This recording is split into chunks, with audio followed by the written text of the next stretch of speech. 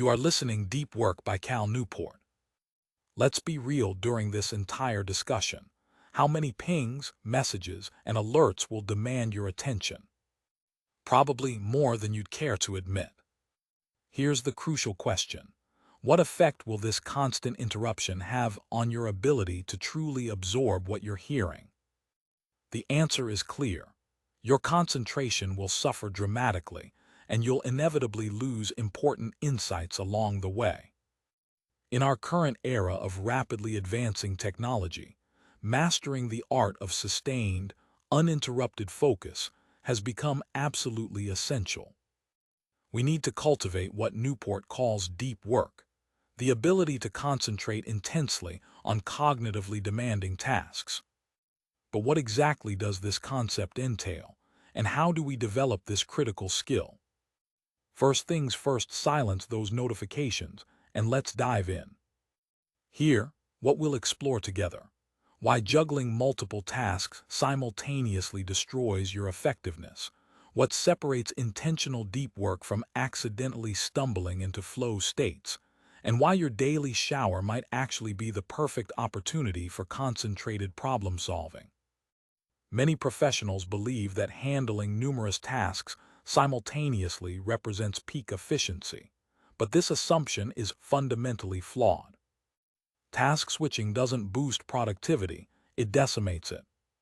Sophie Leroy, a University of Minnesota business professor, conducted groundbreaking research in 2009 that reveals exactly why this happens. Her studies show that transitioning from one activity to another creates what she calls attention residue. Part of your mental capacity remains stuck on the previous task, leaving you only partially present for the current one.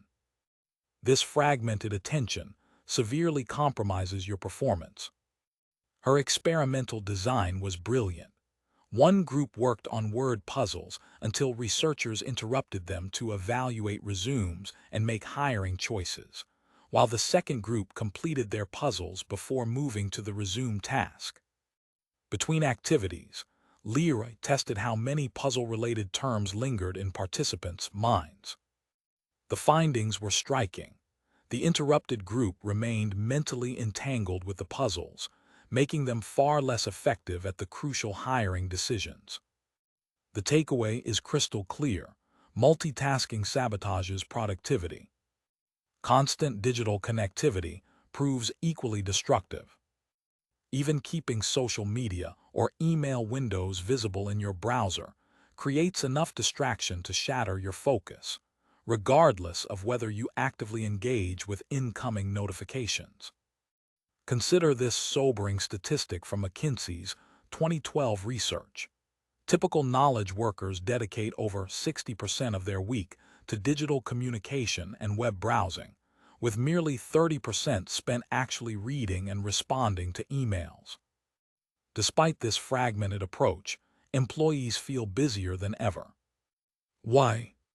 Because handling trivial tasks and shuffling information creates an illusion of productivity while actually preventing genuine focus. Now that you understand the obstacles to deep work, how can you overcome them? While no single approach works universally, here are 4 proven strategies you might find valuable. The monastic method involves complete elimination of distractions through monk-like isolation. This approach requires removing yourself entirely from interruption-prone environments. The bimodal strategy alternates between extended periods of total seclusion for deep work and unrestricted time for all other activities. This creates clear boundaries between focused and collaborative phases. The rhythmic technique builds consistent habits around deep work sessions, perhaps 90-minute blocks that you track religiously on your calendar. This approach treats deep work as a non-negotiable appointment with yourself. Finally, the journalistic approach capitalizes on unexpected free moments throughout your day for impromptu deep work sessions. This requires the ability to shift quickly into focused mode whenever opportunities arise. Regardless of which method you choose, Remember that effective deep work is systematic and intentional, never accidental. This intentionality distinguishes true deep work from merely being in the zone. Flow states happen by chance, often after hours of procrastination and false starts. Deep work, however, is purposeful and cultivated through deliberate rituals that prime your mind for sustained concentration.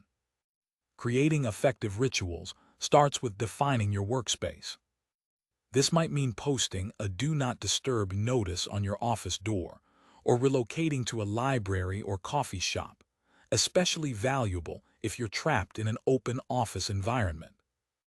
J.K. Rowling famously checked into a luxury hotel while completing her final Harry Potter novel, escaping her chaotic home to find the mental space necessary for deep work under intense deadline pressure.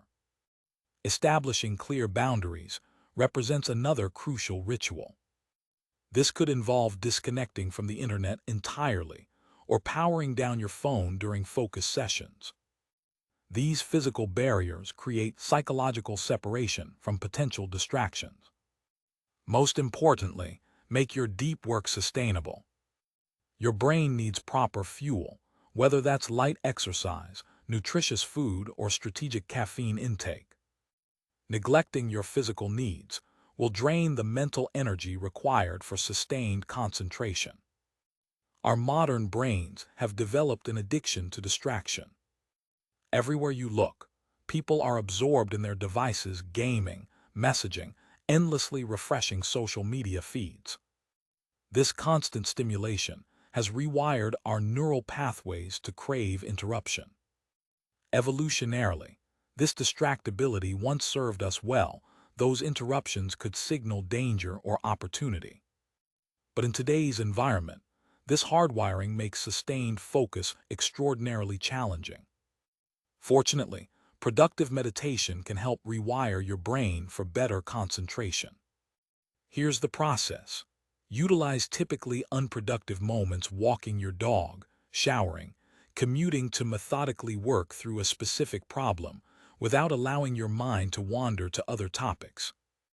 Begin by asking targeted questions that break down the problem into manageable components. Once you've identified a specific focus area, shift to action-oriented questions like, what specific steps will move me toward my goal? Think of this as mental strength training that builds your concentration muscle. It's equally important to approach social media and internet use with clear intentions. If you use Facebook to maintain friendships, use it for actual communication, but prioritize face-to-face interactions whenever possible. If direct connection is feasible, consider a radical experiment.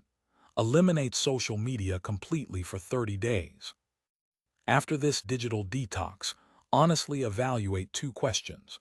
Would the past month have been significantly better with social media? Did anyone notice or care about my absence? If both answers are no, consider permanent deletion.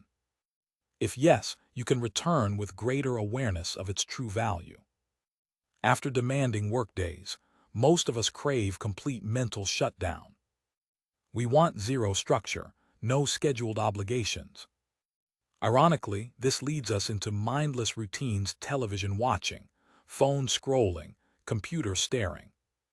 By bedtime, we feel more drained than when we arrived home, depleting tomorrow's energy reserves. You can escape this cycle through comprehensive scheduling. Begin each workday by creating a time-blocked schedule with minimum 30-minute segments. Include both professional tasks and personal activities, relaxation time, meals, email processing. When plans inevitably change, simply reorganize your blocks. The goal isn't rigid adherence, but conscious awareness of how you invest your time. This mindfulness extends to evenings and weekends. Plan these periods around specific objectives. Leave work genuinely at the office by establishing firm boundaries, like avoiding email after certain hours. This creates mental space for true shutdown.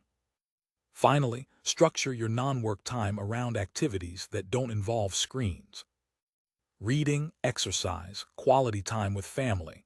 These pursuits truly restore your mind and body rather than depleting them further. In our distraction-saturated world, multitasking has become our default mode, systematically destroying our productivity. The encouraging news. We can reclaim control by eliminating distractions and training our brains to focus on single tasks with genuine intensity. Here's some practical guidance. When you feel completely exhausted after an unproductive day, try implementing an internet Sabbath. Use a notepad to designate specific time slots for internet use, avoiding it completely outside these windows. This constraint will unconsciously drive you to maximize your designated online time, dramatically improving your focus simply by being intentional about web browsing rather than mindlessly surfing in a semi-conscious state where hours vanish without trace. Found these insights valuable? Hit like and subscribe for book summaries that could transform your thinking. The purchase link for deep work is waiting in the description, and we're curious, which of these concepts resonated most with you? Drop a comment below.